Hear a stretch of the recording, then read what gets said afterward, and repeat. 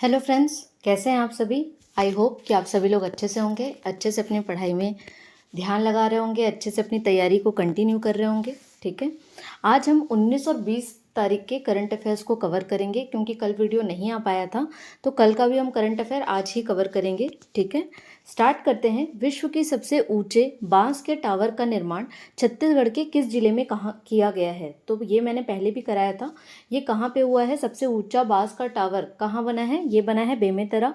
और इम्पोर्टेंट ये है कि ये पूरे प्रदेश का नहीं, भारत का नहीं, पूरे विश्व का सबसे ऊंचा बांस का टावर है। ठीक है, इसका लोकार्पण किसने किया है, हमारे केंद्रीय मंत्री श्री नितिन गडकरी जी ने किया है, वर्चुअली रूप से किया है इसका लोकार्पण। और ये है कहाँ पे, तो ये है ग्राम कठिया में, ग्राम कठिया जिला बेमेतरा में है। ठीक है, विश्व बांस दिवस कब मनाया जाता है, 18 सितंबर 2024 को। मतलब 2024 को नहीं मनाया था, 18 सितंबर को मनाया जाता है।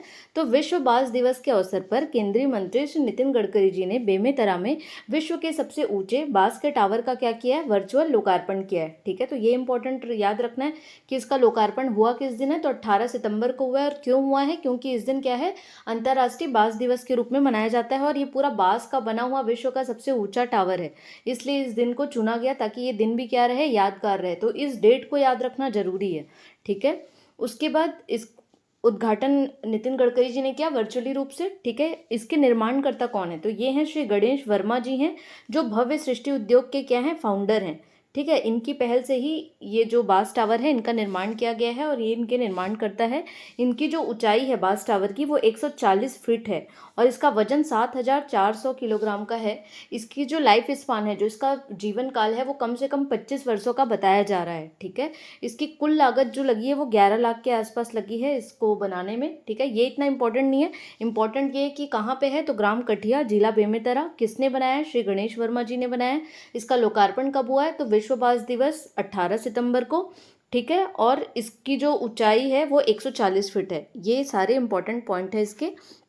ठीक है, बता दिया है। वजन में क्या है, हल्का है। इसका जीवन काल कम से कम 25 वर्षों का है, और इसका उपयोग जो होगा वो वॉच टावर टावर के रूप में, टेलीकॉम टावर के रूप में, ट्रांसमिशन टावर के रूप में, या रेडियो टावर के रूप में इसका उपयोग किया जा सकता है। ठीक है, तो सारे इंपॉर्टेंट पॉइंट है। अगर आपको स्टेटमेंट वाला क्वेश्चन आएगा तो आपको ये सारे पॉइंट याद होने चाहिए। ठीक है, नेक्स्ट क्वेश्चन है, प्रदेश की नियत नीलानार योजना कितने जिलों में संचालित है। तो प्रदेश के 5 जिलों में क्या है, नियत नीलानार योजना संचालित है। नियत नीलानार योजना मैंने आपको पहले भी अपने योजना वाले वीडियो में कवर किया है, अगर किसी ने नहीं देखा होगा तो वो एक बार इसे देख सकते हैं। ठीक है, तो नियत नीलानार से अर्थ होता है आपका अपना आदर्श ग्राम। ठीक है, तो ये जो है योजना हमारे प्रदेश के 5 जिलों में संचालित है, जिनके नाम है कांकेर, नारायणपुर, बीजापुर, दंतेवाड़ा और सुकमा। सिर्फ 2 जो हैं बस्तर संभाग के, कौन कौन से, कोंडागांव और बस्तर, ये 2 को छोड़ के बाकी 5 में क्या है, संचालित हैं। ठीक है, तो इससे क्या हो रहा है, वहाँ पे बहुत ज़्यादा विकास के अवसर उनको मिलेंगे, उनको उनकी जो मूलभूत आवश्यकताएं हैं उनकी पूर्ति की जाएगी। ठीक है, तो एक बार इसको देख लेते हैं कि नियत नीलानार से तात्पर्य क्या है, आपका आदर्श ग्राम। ऐसा ग्राम जहाँ पर निवासरत जनसंख्या को सभी मूलभूत सुविधाएं उपलब्ध कराई जा रही हैं या जा चुकी हैं, और अन्य क्षेत्रों की तरह वो भी विकास के पथ पर आगे बढ़ने को अग्रसर है। ठीक है, मतलब जो वहाँ की जनसंख्या है, जो वहाँ के लोग हैं, उनको जो बेसिक उनकी ज़रूरतें होती है, जैसे पीने का स्वच्छ पानी, ठीक है, भोजन, स्वच्छ भोजन, है ना, ये सारी जो बेसिक नीड होती है लोगों को, वो एटलीस्ट मिल चुकी हूँ, और उसके बाद वो आगे विकास के पथ पर क्या हूँ, आगे बढ़ रहे हूँ। इसी मतलब सोच को लेकर इस योजना को प्रारंभ किया गया था। और ये योजना कहाँ पे है, 5 जिलों के कुल 8 विकास खंडों यानी कि ब्लॉक्स में 23 सुरक्षा कैंपों के आसपास 90 ग्रामों में चल रही है। ठीक है, इसमें क्या है, इसका जो कैसे इसका संचालन हो रहा है, तो ये जो सुरक्षा कैंप है उनके 5 किलोमीटर की परिधि, मतलब 5 किलोमीटर तक उसके एरिया कवर करता है वो सुरक्षा कैंप के। और वहाँ पे जितने भी गांव आएंगे उसमें ये विभिन्न योजनाओं को क्या किया जाएगा, संचालित किया जाएगा। जो भी शासन की योजनाएं चल रही है उनको उनका लाभ दिया जाएगा, और मूलभूत सुविधाएं प्रदान की जाएंगी। तो इससे क्या हो रहा है, वहाँ के लोगों को विकास के पथ पर आगे बढ़ने में क्या मिलेगी, सहायता मिलेगी। ठीक है, तो इसको ध्यान रखना इंपॉर्टेंट है। ये नियत नीलानार बहुत ही इंपॉर्टेंट योजना है प्रदेश की।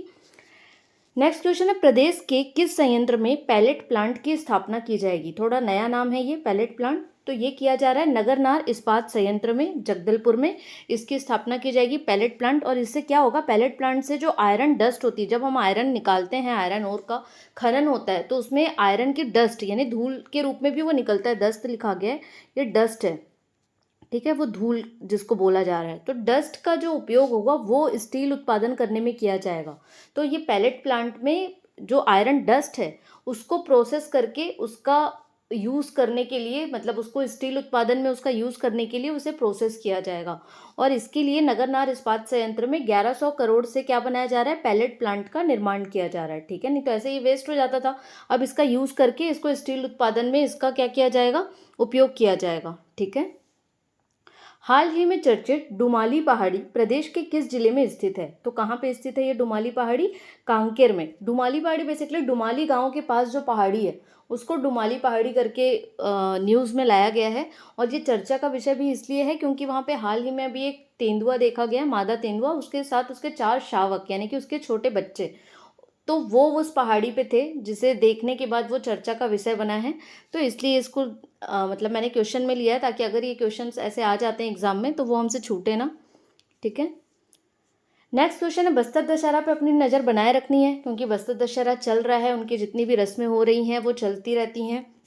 कब से स्टार्ट होता है बस्तर दशहरा? मैंने पहले भी अपने वीडियो में कराया है कि ऐसे तो बस्तर दशहरा 75 दिन का होता है, लेकिन इसलिए मैंने इसका अवधि लिखा है। प्लीज़ कमेंट में मत लिखिएगा कि ये 75 दिन का होता है। ये होता है 75 दिन का, मैंने बताया है बस्तर दशहरा 75 दिन का होता है। लेकिन इस वर्ष ये कितने दिन का हो रहा है? 77 दिन का, 77 डेज का, क्योंकि तृतीया जो है वो 2 दिन काउंट हो रहा है, ठीक है। और बस्तर दशहरा का प्रारंभ किसने किया था? पुरुषोत्तम देव जी ने किया था, ठीक है। तो ये क्वेश्चन पहले देख लेते हैं कि बस्तर दशहरा में रथ परिक्रमा के दौरान कौन सा नृत्य किया जाता है? तो कौन सा नृत्य किया जाता है? गौर लोक नृत्य किया जाता है। अभी क्या हो रहा है, रथ का निर्माण किया जा रहा है, ठीक है, जिसमें बोला जा रहा है कि 8 पहिए वाले विजय रथ का निर्माण किया जाएगा। 2 रथ होते हैं, 8 पहिए वाले रैनी रथ जिसको विजय रथ बोला जा रहा है, और एक 4 पहिए का फूल रथ होता है, ठीक है। तो ध्यान रखना है इसको। इसमें कुल 13 रस्म होती हैं, जिसमें पहला रस्म कहाँ से चालू होता है? काछिन गादी से, और अंतिम रस्म कहाँ पे समाप्त होती है? मुरिया दरबार से। तो ये सारे जितने भी न्यूज़पेपर में बस्तर दशहरा से रिलेटेड न्यूज़ आ रही है उस पर अपनी नज़र बना के रखनी है, क्योंकि Bastar Dussehra art and culture के जितने भी क्वेश्चंस होते हैं वो वैसे भी आपको नंबर लेने के लिए भी बहुत ईजी होते हैं, और मतलब आपके लिए फ्रूटफुल भी होते हैं। मतलब अगर आपने उसको पढ़ लिया है तो उसमें बहुत ज़्यादा अपडेशन की ज़रूरत नहीं पड़ेगी, उसमें करंट अफेयर बहुत ज़्यादा ऐड होता नहीं है, वो स्टैटिक पोर्शन में आता है और आपको नंबर भी बहुत ईजिली दे के जाता है, तो उसको ध्यान रखना है, ठीक है। अब हम नेशनल करंट अफेयर्स की ओर बढ़ेंगे। केंद्रीय कैबिनेट ने देश में एक साथ चुनाव कराने के लिए किसके प्रस्ताव को मंजूरी दी है? किसके प्रस्ताव को मंजूरी दी है? One nation one election. मैंने पिछले वीडियो में भी ये कराया था कि अभी हाल ही में हमारे देश में वन नेशन वन इलेक्शन के लिए जो प्रस्ताव हुआ था उसको केंद्रीय कैबिनेट ने क्या की है? मंजूरी दे दी है, जो हमारी अभी की जो गवर्नमेंट है। इस बिल के अनुसार इसके पहले चरण में क्या होगा? लोकसभा और विधानसभा चुनाव एक साथ होंगे, ठीक है। और इसके बाद 100 दिन के भीतर क्या होंगे? दूसरे चरण में निकाय चुनाव होंगे। मतलब क्या होगा? पहले चरण में लोकसभा और विधानसभा का चुनाव हो जाएगा, उसके 100 दिन के अंदर में फिर निकाय चुनाव हो जाएंगे, तो एक साथ वो चुनाव संपन्न हो जाएंगे। क्या हुआ था? मार्च 2024 में वन नेशन वन इलेक्शन पर विचार के लिए बनाई गई राष्ट्रपति रामनाथ कोविंद की अध्यक्षता वाली कमेटी ने राष्ट्रपति द्रौपदी मुर्मू को अपनी रिपोर्ट सौंप दी थी, ठीक है। फिर ये रिपोर्ट गई हमारे कैबिनेट के पास, जिसको मंजूरी दे दी गई है, ठीक है। अब क्या होगा? जो शीतकालीन सत्र होगा उसमें इस बिल को लाया जाएगा, फिर लोकसभा और राज्यसभा में इस पर विचार किया जाएगा, उसके बाद कहीं जाके ये बिल पास होगा। तो अभी इसमें टाइम है, ठीक है। अब हम इस कमेटी के बारे में थोड़ा सा पढ़ लेते हैं क्योंकि इंपॉर्टेंट फैक्ट है ये। इस कमेटी में एक अध्यक्ष और 7 सदस्य थे। इसके अध्यक्ष कौन थे? श्री रामनाथ कोविंद, जो कि हमारे भूतपूर्व राष्ट्रपति हैं। इसके अलावा अमित शाह जी, अधीर रंजन चौधरी जी, गुलाम नबी आज़ाद जी, सुभाष कश्यप जी, हरीश साल्वे जी, संजय कोठारी जी और एन.के. सिंह, ठीक है। तो आपको ये जो 15th कमीशन के एक्स चेयरमैन है एन.के. सिंह, है ना। तो ये सारे नाम आप लोगों को पता होने चाहिए क्योंकि एग्जाम में वो कहीं ना कहीं से आपको या तो फैक्ट दे के मिलाने के लिए भी दे सकता है कि इनमें से कौन इसके सदस्य नहीं थे, या फिर डायरेक्टली भी पूछ सकता है। तो ये याद रहना चाहिए, बहुत ही इंपॉर्टेंट फैक्ट है ये। अब इस कमेटी ने क्या किया? देश की बहुत सारे देशों की चुनाव प्रणाली का अध्ययन किया, क्योंकि ऐसा नहीं है कि सिर्फ भारत ही ऐसा देश होगा जहाँ पे इस टाइप का चुनाव किया जाएगा। ये जो 7 देश हैं यहाँ पे ऐसा ही चुनाव किया जाता है। कहाँ कहाँ पे? दक्षिण अफ्रीका में, स्वीडन में, बेल्जियम में, जर्मनी में, जापान में, इंडोनेशिया में और फिलीपींस में। ये सातों देशों में वन नेशन वन इलेक्शन को ही फॉलो किया जाता है।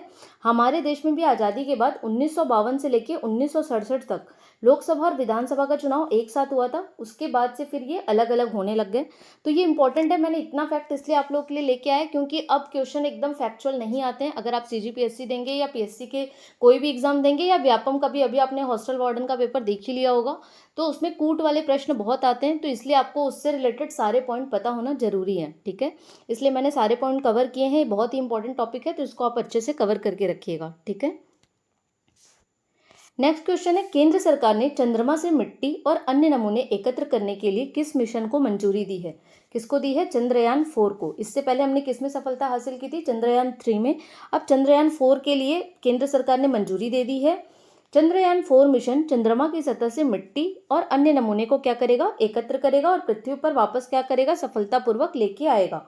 इसमें अभी तक कौन कौन से देश हैं जिन्होंने सफलता हासिल की है? तो वो 3 देश ही हैं। हम अगर ऐसा कर लेंगे तो चौथे बन जाएंगे, वो है अमेरिका, रशिया और चाइना, ठीक है। ये 3 जाके आ चुके हैं। इसके लिए जो हमारी कैबिनेट है, केंद्र है, उन्होंने 2104.00 करोड़ रुपए क्या किया? आवंटित किया है। और ये मिशन 36 महीने में क्या होगा? पूरा होगा। तो ये एक बहुत बड़ी खुशखबरी है, तो इसको ध्यान रखना है। नेक्स्ट क्वेश्चन है, एयरक्राफ्ट तेजस की पहली महिला फाइटर पायलट कौन बन गई हैं? तो कौन है? मोहना सिंह, ठीक है। तो इंपॉर्टेंट क्वेश्चन है। जो भी इस टाइप का फर्स्ट, जो भी आर्मी में हो गया या एयरफोर्स में हो गया या किसी भी एरिया में अगर कोई फर्स्ट बन रहा है या फिर इसमें भी स्पेशली कोई फर्स्ट महिला है, तो उसको बिल्कुल याद रखिएगा। तो अभी कौन है ये? तेजस की पहली महिला फाइटर पायलट मोहना सिंह, ठीक है। नेक्स्ट क्वेश्चन है, हाल ही में स्वीकृत की गई प्रधानमंत्री जनजाति उन्नत ग्राम अभियान योजना की अवधि क्या है? तो क्या है? 5 वर्ष की इसकी अवधि है, ठीक है। अब बात करेंगे प्रधानमंत्री जनजाति उन्नत ग्राम अभियान योजना है क्या। इंपॉर्टेंट है, योजना से रिलेटेड कोई भी क्वेश्चन आप मत छोड़िएगा।